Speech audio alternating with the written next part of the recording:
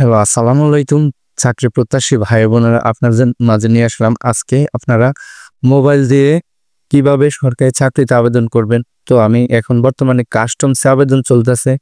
আমি কাস্টমসে আবেদন কিভাবে করব সেটাই আপনাদেরকে দেখাবো। তো আমি সহজে হওয়ার জন্য আপনাদের মাঝে কম্পিউটার স্ক্রিনে যাচ্ছি। আপনারা যে কোনো একটা ব্রাউজারে চলে যাবেন। ব্রাউজারে যাওয়ার পরে কাস্টমসের ক্ষেত্রে লিখবেন batww.teletalk.com.bd। এটা লিখে সার্চ করবেন। সার্চ করার পরে আপনাদের সামনে এই ইন্টারফেসটা আসবে। ইন্টারফেসটা আসার পরে এখানে আপনার অ্যাপ্লিকেশন স্টার্ট কত তারিখ থেকে 13/4/2025 10টা AM থেকে অ্যাপ্লিকেশন শেষ তারিখ কবে 4/5/2025 বিকাল 5টা PM পর্যন্ত এই ডেট দেওয়া থাকবে এখানে। তারপরে এখানে ক্লিক করে আপনারা চাইলে অ্যাপ্লিকেশন ফর্ম দেখতে পারবেন। আবেদনপত্র আপনারা কে কোনটাতে আবেদন করবেন সেটা ভালোভাবে দেখে নেবেন।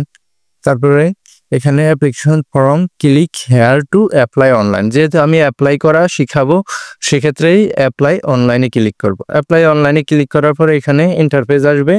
এখানে কে কোন পদে আবেদন করতে চাই আমরা শিক্ষাগত যোগ্যতা অনুযায়ী আর অন্যান্য অভিজ্ঞতা অনুযায়ী, সেক্ষেত্রে আমরা আগে আবেদনপত্রটি ভালোভাবে দেখে নিব। দেখে নেওয়ার পরে তারপরে এখানে আবেদন করব। যেমন আমি সিপাহীতে আবেদন করতে চাই, তার জন্য সিপাহীতে ক্লিক করে নেক্সট ক্লিক করব।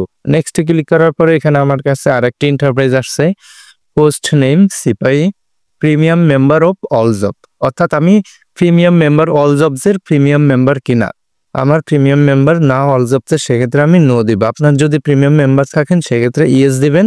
আমি ইয়েস দেওয়ার পরে এখানে আপনার আইডি নাম্বারটা দিয়ে দিবেন। আমি মেম্বার না, সেক্ষেত্রে আমি নো দিলাম। নো দেওয়ার পরে নেক্সটে ক্লিক করব। নেক্সটে ক্লিক করার পরে আমার সামনে ইন্টারফেস, মেইন ইন্টারফেসটি চলে আসছে। তো এটাতে আমি এখন লিখব কি, এখানে অ্যাপ্লিকেশন নেম লিখতে হবে। এখানে ইংরেজিতে লিখতে হবে। আমার নাম লিখে দিলাম আমি প্রথমে। তারপরে আমার এখানে বাংলা নাম আসছে, এখানে বাংলাতে নাম দেব। তারপরে ফাদার্স নেম, বাবার নাম প্রথমে ইংরেজি লিখব। তারপরে ফাদার্স নেম বাংলাতে লিখব। তারপরে আছে মাদার্স নেম, তাও ইংরেজিতে লিখব প্রথমে। তারপরে মাতার নাম বাংলাতে লিখব। তারপরে এখানে আসতে হবে date of birth. Date of বার্থে জন্ম তারিখ দিতে হবে। তো আমি আমার জন্ম তারিখ দিয়ে দিলাম।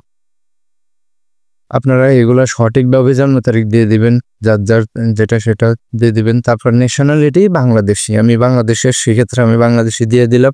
তারপরে রিলিজনাল, আপনি কোন ধর্মের সেটা দিয়ে দিবেন। আমি ইসলাম, হিন্দু, বৌদ্ধ, খ্রিস্টান, আদার্স, আমি ইসলাম, সেক্ষেত্রে ইসলাম দিয়ে দিলাম। তারপরে জেন্ডার দিয়ে দিবেন। আপনারা পুরুষ হলে মেল দিবেন, মহিলা হলে ফিমেল দিবেন। থার্ড জেন্ডার অর্থাৎ যারা হিজড়া তাদের ক্ষেত্রে থার্ড জেন্ডার। আমি পুরুষ, সেক্ষেত্রে আমি মেল দিয়ে দিলাম। ন্যাশনাল এনআইডি, আপনার যদি ন্যাশনাল এনআইডি থাকে সেক্ষেত্রে ইয়েস দিবেন, না থাকলে না দিবেন। আমার আছে, সেক্ষেত্রে আমি ইয়েস দিলাম। তারপরে এখানে আমার ন্যাশনাল এনআইডির নাম্বারটি দিয়ে দিলাম। আর এখানে ভারত রেজিস্ট্রেশন যাদের ন্যাশনাল এনআইডি অর্থাৎ এনআইডি কার্ড আছে, তারা এনআইডি দিলেই হবে, ভারত রেজিস্ট্রেশনে নো দিয়ে দিবেন। আর যাদের এনআইডি নাই তারা ভারত রেজিস্ট্রেশন ইয়েস দিয়ে এখানে ভারত রেজিস্ট্রেশনের নাম্বারটা দিয়ে দেবেন। যেহেতু আমি এনআইডি কার্ডের নাম্বার দিয়ে দিছি, সেখানে আমি নো দিয়ে দিব, কারণ হচ্ছে আমার এটা লাগবে না। আর যদি এখান ধরো কারো থাকে সেক্ষেত্রে দিয়ে দিতে পারেন, কোনো সমস্যা নেই। দিয়ে দিলাম। তারপর পাসপোর্ট যদি থাকে দেওয়ার দরকার নাই, পাসপোর্ট আমি নো দিয়ে দিলাম। ম্যাটাল স্ট্যাটাস অর্থাৎ আপনি বিবাহিত কিনা, সেক্ষেত্রে আপনি আমি বিবাহিত না, সিঙ্গেল দিয়ে দিব। যদি আপনি বিবাহিত হন তাহলে ম্যারিড এটাতে দিয়ে দেব, ঠিক আছে। আমি বিবাহিত না, সেক্ষেত্রে আমি সিঙ্গেল দিয়ে দিলাম। তারপর এখানে মোবাইল নাম্বার দিয়ে দিলাম। এখন আপনার কনফার্ম মোবাইল নাম্বার, এই মোবাইল নাম্বারটি আপনি এখানে আবারও বসিয়ে দেবেন। তো এই হুবহু এই মোবাইল নাম্বারটি বসিয়ে দেবেন ভালোভাবে, কারণ এই মোবাইল নাম্বারটি যথেষ্ট পরিমাণ কনফার্ম হয়ে দিবেন।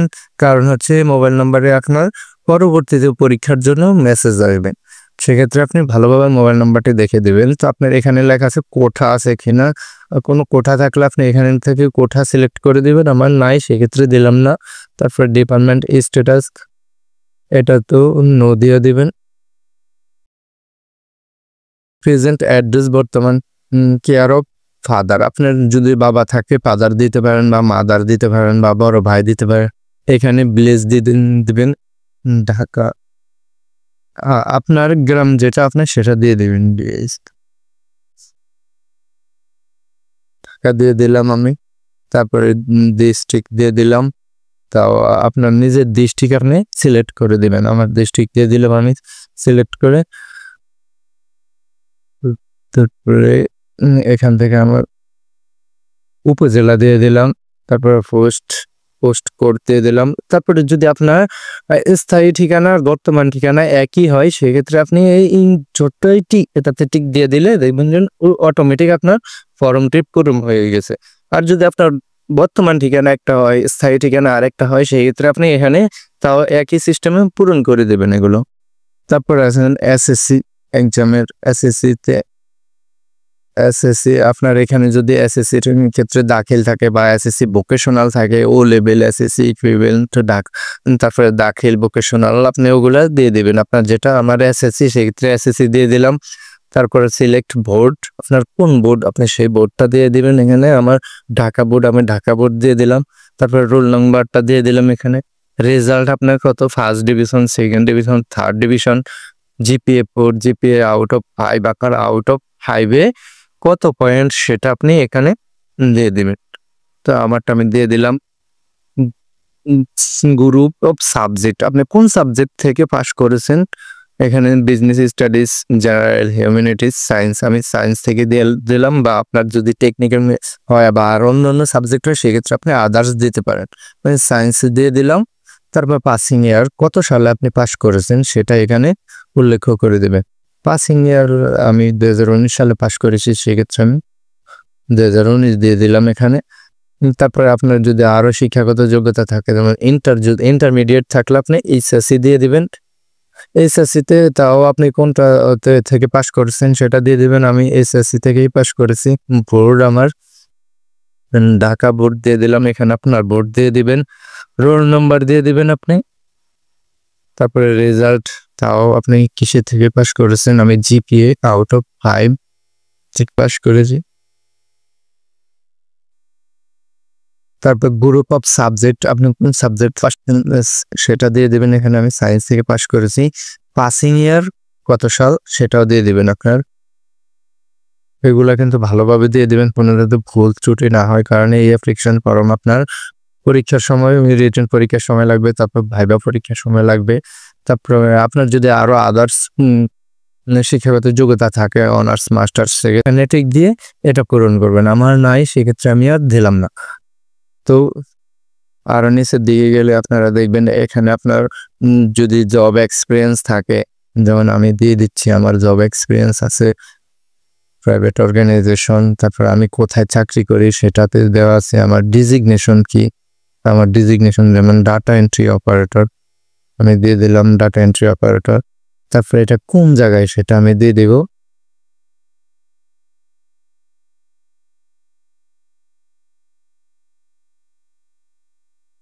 এটার অ্যাড্রেস দিয়ে দিবেন। তারপর আপনি কত সাল থেকে শুরু করেছেন এই চাকরি, এই সালটা এখানে দিয়ে দেবে। যেমন হচ্ছে আমি জানুয়ারির 1 তারিখ থেকে 23 সাল থেকে শুরু করছি, এখনো বর্তমানে করতেছি, সেক্ষেত্রে এখানে অথবা আপনার ইন্ডিং ডেট দিয়ে দিবেন। আপনি এখানে কত তারিখ থেকে চাকরি কত তারিখ পর্যন্ত করেছেন, যেমন আমি এখানে এপ্রিলের 1 তারিখ দিয়ে দিলাম 2025 সাল। ঠিক আছে, এই সময় আমি চাকরি ছেড়ে দিয়েছি। এখানে আপনি চাইলে আপনার জব ডিসক্রিপশন দিতে পারেন, আপনি ওখানে কি কি কাজ করেছেন, কেমন করেছেন, আপনারা এই সেই দিয়ে দিতে পারেন।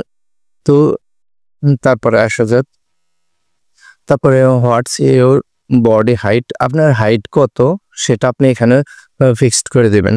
যেমন আমার 5 ফুট 8 ইঞ্চি, সেক্ষেত্রে আমি 5 ফুট 8 ইঞ্চি দিচ্ছি। আপনার যদি 5 ফুট 2, 3, 4, 5 এখানে যথেষ্ট পরিমাণ দেওয়া আছে। আমি 5 ফুট 8, সেক্ষেত্রে আমি 5 ফুট 8 ইঞ্চি দিয়েছি। What is your chest is size is normal condition, অর্থাৎ আপনার বুক এমনি স্বাভাবিক অবস্থায় কত ইঞ্চি আছে। আমার স্বাভাবিক অবস্থায় 31 ইঞ্চি, সেক্ষেত্রে আমি 31 ইঞ্চি দিলাম। তারপর আপনার এখানে বুক কম সম্প্রসারিত অবস্থায় এক্সপ্যান্ডেড কন্ডিশন, অর্থাৎ সম্প্রসারিত অবস্থায় ফুলাইতে পারেন কয় ইঞ্চি আপনি। আমার হচ্ছে 33। 31/33 অর্থাৎ 2 ইঞ্চি আমি পোলাইতে পারি।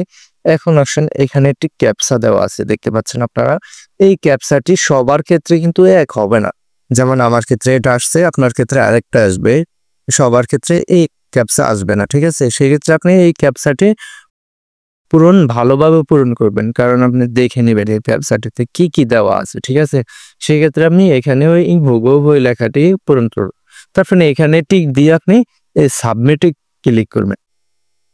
সাবমিট দিয়ে দিলাম, এখন সাবমিট নিয়ে নিন। তো আপনাদের মাঝে সামনে এই ইন্টারফেসটি চলে আসবে। আপনারা এই পেজটা ভালোভাবে দেখে নেবেন। এখানে আপনার নাম, ঠিকানা, পদের নাম, আপনার বাবার নাম, মায়ের নাম, কোনো অক্ষর ভুল আছে কিনা, date of birth, nationality, regional, gender, তারপরে national ID, registration card, passport, এগুলো সব দেখে নেবেন ভালোভাবে। কারণ এখানে এই পেজটা সাবমিট করার পরে আপনার আর কিনতে হবে না, ঠিক আছে? আপনার জব ডেসক্রিপশন সবকিছু ঠিক আছে কিনা, এখানে হাইট, ওয়েট, এগুলো ঠিক আছে কিনা সব ভালোভাবে দেখে নেবে সুন্দর করে। তারপরে এখন আপনারা আপলোড সেন্স সিগনেচার, অর্থাৎ আপনার ফটো লাগবে 300x300 পিক্সেল আর সিগনেচার লাগবে 300x80 পিক্সেল। তো আমি আগে ফটো আর সিগনেচার করে রাখছি, সেক্ষেত্রে আপনাদেরকে দেখাবো। চুজ ফাইলে ক্লিক করে আমি আমার ফটো আর সিগনেচার এখান থেকে দিয়ে দেবো। সেক্ষেত্রে আমি এখান থেকে আমার ফটোটি সাইজ করে নিয়ে নিলাম 300x300 পিক্সেল, আর সিগনেচারটিও নিয়ে নেবে, এখান থেকে সিগনেচারটিও নিয়ে নিলাম। সিগনেচারটি আমার মিল হচ্ছে না, সেক্ষেত্রে এখানে আসতেছে না। তো আমি আর একটা সিগনেচার করে রাখছি, এই যে এটা আমার হয়ে গেছে 300x80 পিক্সেল 100 কেবির ভিতর। তো আপনারা এই ছোট্ট ঘরটিতে টিক দিয়ে আপনারা এই সাবমিট বাটনে ক্লিক করার পরে দরকার হলে আরেকবার একটু ভালোভাবে দেখে নেবেন, যাতে কোনো ভুল ত্রুটি আছে কিনা সেটা দেখে নেবেন। তারপরে আমি দেখেছি সবকিছু আমার ওপে সাবমিট বাটনে ক্লিক করলাম। সাবমিটে ক্লিক করার পরে আমার এজেন্ট অ্যাপ্লিকেশন আনপেড, অর্থাৎ আমি টাকা না দেওয়া পর্যন্ত আমার এখানে আনপেড থাকবে। আমি এখন থেকে 72 ঘন্টার ভিতরে যদি টাকা দিই, সেক্ষেত্রে আমার এই অ্যাপ্লিকেশনটি সঠিকভাবে পূরণকৃত এবং আমাকে পরীক্ষার জন্য পরবর্তীতে SMS করা হবে। আর না হলে আমি যতক্ষণ টাকা না দিব, অর্থাৎ 72 ঘন্টার ভিতরে টাকা না দিলে আমার এই অ্যাপ্লিকেশনটি বাতিল বলে গণ্য হবে। আর যখন আপনারা টাকা দিবেন তখন আপনাদের এখানে ফেড লেখা আসবে, ঠিক আছে? তো ভিডিওটা আজকের এই পর্যন্তই শেষ করলাম। ভিডিওটা দেখে যদি আপনার এক বিন্দু পরিমাণে উপকার আসে, তাহলে ভিডিওটাতে একটা লাইক, কমেন্ট এবং শেয়ার করতে ভুলবেন না। ওকে, ভালো থাকবেন, সুস্থ থাকবেন, আল্লাহ হাফেজ।